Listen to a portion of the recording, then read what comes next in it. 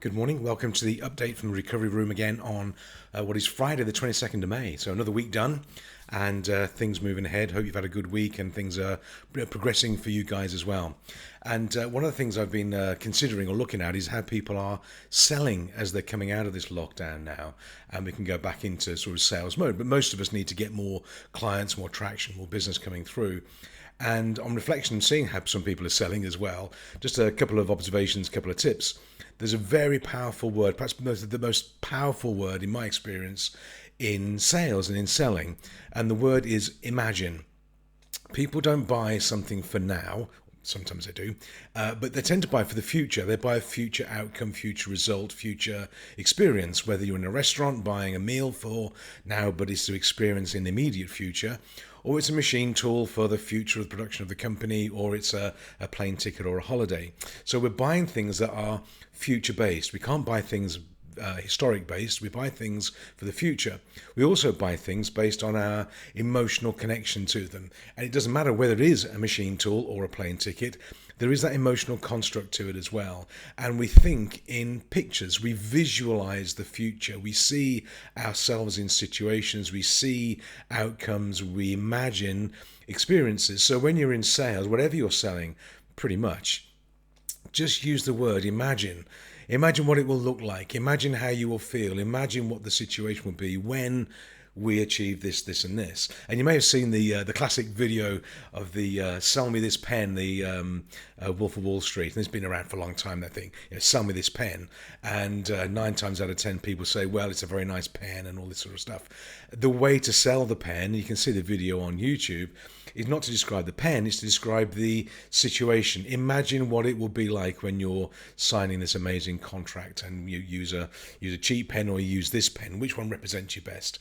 It's a visual, it's an imaginary, it's a future-based emotional construct. Most of people in sales are selling a future emotional construct, and that's what people buy. They don't buy the pen, they don't buy the machine particularly, they don't buy just the plane ticket. What they buy is the future experience.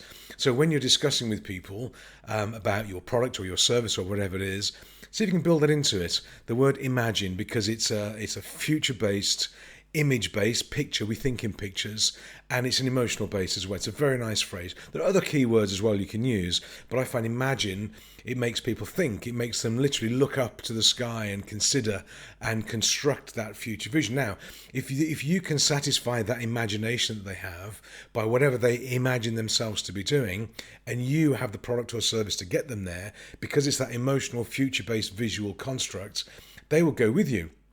They don't need to know particularly how you do it. If you're an accountant and you can say to prospects, imagine how it'll feel to have no worries about your tax, your VAT on time, you can sleep at night, you can relax in your business, that's a huge relief to people. They go, wow, that's great. Yeah, they can see that. They don't want to worry about tax and VAT and all that sort of stuff. Now, do they care how you do it?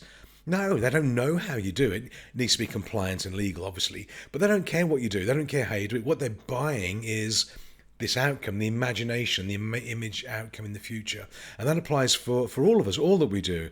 Even if what I do, we sell the potential of a brightness of future, and people can imagine what they want to achieve and where they want to go. If I can help them get there through what I do, then life's good. They work with me. They don't care how I do it particularly, but they have to have that future brightness as well. So imagine is a very, very nice word. It fits in just about every sector in my experience, and it allows people to buy emotionally, it buys visually, and they buy future purpose as well, which is how we buy things. The reason we buy things is because we want the future to be better than the past. We imagine it to be stronger. So see if you can build that word into your conversations and see how it goes. Let me know how you get on. I know one lady already from the sales workshop yesterday has reframed a lead or a prospect using something like this, and it's worked. The appointment's now booked, so good job there.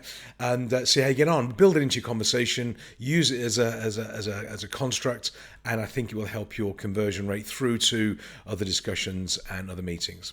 So we're off to the house today to do some more digging and gardening, and or at least Lynn and John are. I'm staying here to do some work or different work.